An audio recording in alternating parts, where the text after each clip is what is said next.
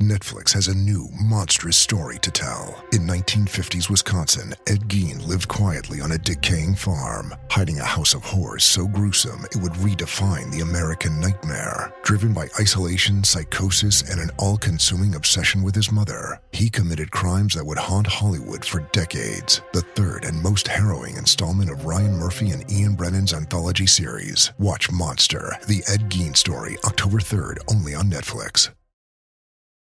This episode is brought to you by LifeLock. Between two-factor authentication, strong passwords, and a VPN, you try to be in control of how your info is protected. But many other places also have it, and they might not be as careful. That's why LifeLock monitors hundreds of millions of data points a second for threats. If your identity is stolen, they'll fix it, guaranteed, or your money back. Save up to 40% your first year. Visit LifeLock.com/podcast for 40% off. Terms apply. The More Money Show with Steve Moore. Entertaining and informative on the Red Apple Podcast Network. My next guest is another political expert and an expert on feeling the pulse of the American people, and that is John McLaughlin, one of the top pollsters in America, has polled for Donald Trump. Trump loves you, John. McLaughlin says you're one of the top pollsters in the country, so it must be true. Thanks for joining. I'm glad he won, because otherwise that review well, you wouldn't have been predicted it, didn't you, John? Yes. In 2016, 2020, I said it was close, but 2024, he was going to win. I just told him 8 days out, just make 2 putts, you'll win. So I'm sitting here with my friend John Funn, so he may chime in and contradict you at times, but I'm just kidding. You two think a lot alike.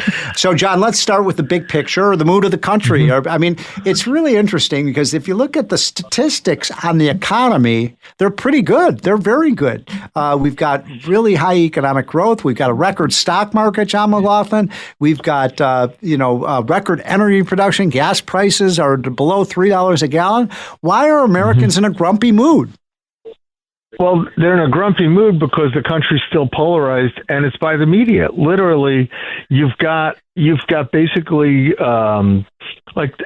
we ask a question on national polls that we post every month. We got a new one coming for September that we're posting either later today or tomorrow. But left of center news listeners are 33%. That's CNN, MSNBC, Bloomberg, PBS.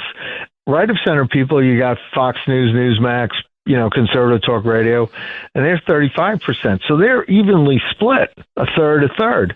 Then the other third, they don't watch the news. They want to be entertained. Yeah. And what happens then is for example, in this national poll that we'll release, we ask people if they think that Trump's one big beautiful bill is more of a spending bill or a tax cut. 35% say it's a spending bill. They watch CNN, MSNBC. That's the way it's being portrayed. 43% say it's a tax cut. Well, they're in the right of center echo chamber that they're hearing the truth from Newsmax, Fox News, talk radio like ABC. And then when we ask, well, how familiar are you with the Trump tax cuts? 60% will say they're familiar, but only 18% very familiar. Right. And then we'll ask, do you approve? Now, John, all I've been doing for the last 6 months is trying to educate people about the greatness of this tax code. I mean, it's so frustrating what you're saying because, if you've done the polling. I remember you did it 3 or 4 or 5 months ago where you showed almost every aspect of the Trump tax cut when you told people what was in it. The fact that you'd get, lower tax rates and you'd save $2,000 and that it would help our corporations with lower tax rates so they can be competitive. And all of these things were popular. And then when you ask people, what do you think about the bill? Oh, we don't like it. So what's going on there? What's going on is reality is going to come crashing in for the Democrats because the Democrats and their left of center media allies aren't telling the truth. Surprise, surprise, right? But they always do that, John, and a lot of times they get away with it. Right. They're getting away with it so far. But right. What's happened is the good news is, like you said, the economy, we found out this week that it grew at a rate of 3.8%, the highest in 2 years. That's a lot. and people that are close to it, like we do a poll every other month for the Job Creators Network of 400 small business employers, people who have employees. How do they feel? 88% are going to, and this is, by the way, it's a fully bipartisan sample. It's Right. like it's only 40% Republican. So, but they have 88% are going to take advantage of some provision of the tax cut because they're aware of it, and 91% will take a pro-growth measure in their business. Like 42% will increase wages for employees. Another quarter of them will grow their business, will expand their business. 19% will hire more employees. So the small business owners who are aware of this are starting to grow the economy, and you're seeing that because they're the ones who create the jobs, not these big corporations. It's the small businesses where jobs are created. So they're starting to percolate. So then when we saw like last month in our national poll, we saw the right direction moving over 40% for the first time since COVID. We saw 58% saying. So hold on, John, just for a second.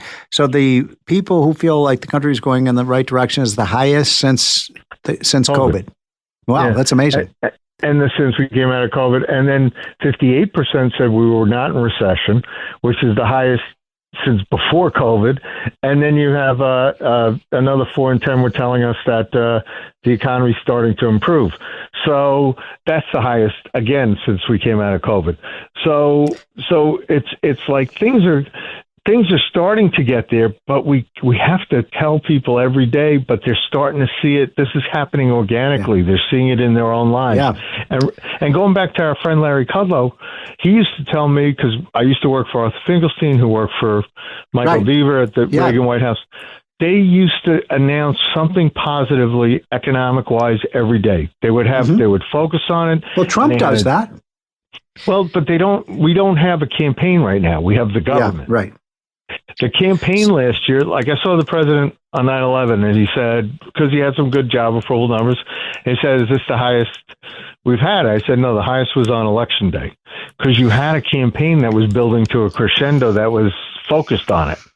And but it's still high. It's close, but it's not as high as it was. So, John, let me ask you this: if you look at you've shown me some of your polling. You know, people like low gas prices, and we have low gas prices. They like the deregulation. They like the things that Trump is doing. They like the fact that he has controlled the border. Well, they like that a lot, right? So he's doing the things he said he would do. Those moves that he has made, cutting taxes, controlling the border, bringing down energy prices, those are popular, and yet what's his popularity at? You know, I mean, why isn't he at a 70% approval rating? Because at least a third of the voters who pay attention to left of center cable news channels and left of center media, no matter what he does, they won't like him. No, they're hearing that he said something about Tylenol or that he took Jimmy Kimmel off the air. They're not telling them. It's so biased.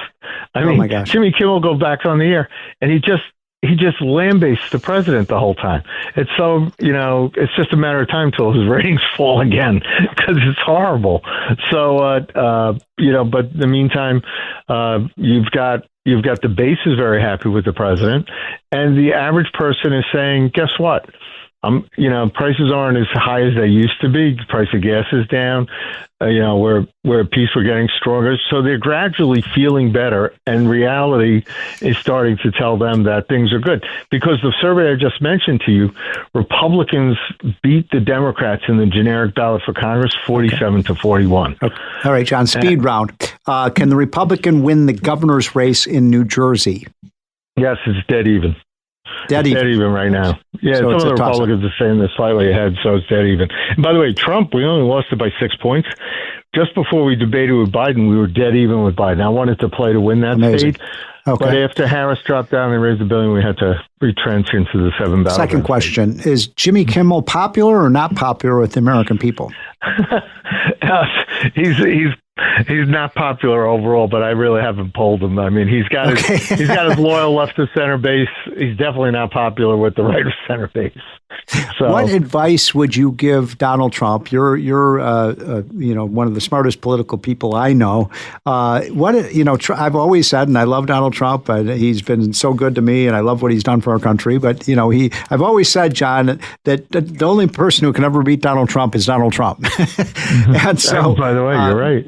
What advice would you give Donald? And by the way, I don't think he's listening to the show. So you could be honest. What advice would you give Donald Trump in terms of, so far he's off to a great start. What if he asks you, John, what should I be doing differently, or what am I not doing that I should be doing, or what am I doing that I shouldn't be doing? Well, right now what he's doing is he's doing the substance. The reality of what he's doing as far as passing the greatest tax cut in the history of America that will grow the economy, trying to end wars. It's amazing. Securing the border. He should keep his focus on policy success, but then he should go into a campaign-like mode to communicate those successes so that we break out of our conservative echo chamber so that the average person in the middle realizes that these successes are meant to make their lives better. So last question, John. Of all the people in the Trump administration, other than Donald Trump, who would you say is the most popular figure in the Republican Party or in the Trump administration outside of Donald Trump himself?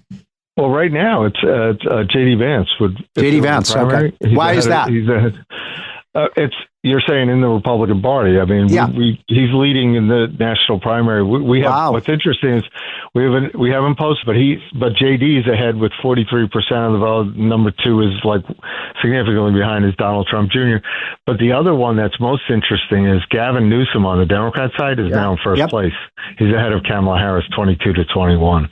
So because as the Democrats, as Trump succeeds, John, if Kamala Harris is the Democratic, I mean, if Gavin Newsom is the Democratic nominee, is his campaign going to be, I'm going to make America look like California? Probably. Well, that's what we'll say. Because that scares the crap out of me. There's a reason why a lot of people are leaving California, and it's him. Hey, there you go. Hey, John, we're out of time. That's John McLaughlin, one of the top political minds in the. How do people reach you, John? Well, they can follow us on our website, McLaughlinOnline.com, and you can follow me on Twitter or Truth at AJMCLGHLN. Well, thanks for everything you do, John. And thanks for carving out some time on a Saturday afternoon. Thank you. Okay, take care. Thanks for listening to More Money with Steve Moore. You can hear More Money with Steve Moore Saturday afternoons at 1. If you like the podcast, share it with your friends and listen anytime at WABCRadio.com and download the WABC Radio app. Hit that subscribe button on all major podcast platforms. Plus, follow WABC on social on Instagram, TikTok, Facebook, and X. See you next time for a new episode so you never have to wonder, what the heck is going on here? This Sunday is the Tunnel to Towers Foundation Walk Run, and our team is in need of your support. Right now, every dollar counts. The WABC hosts must all rally their loyal audience to participate. Go to WABCRadio.com/walk and help your favorite hosts right here at WABC and support the Tunnel to Towers Foundation. Go to WABCRadio.com/walk. Help WABC raise money for the amazing Tunnel to Towers Foundation Walk Run. Go to WABCRadio.com/walk.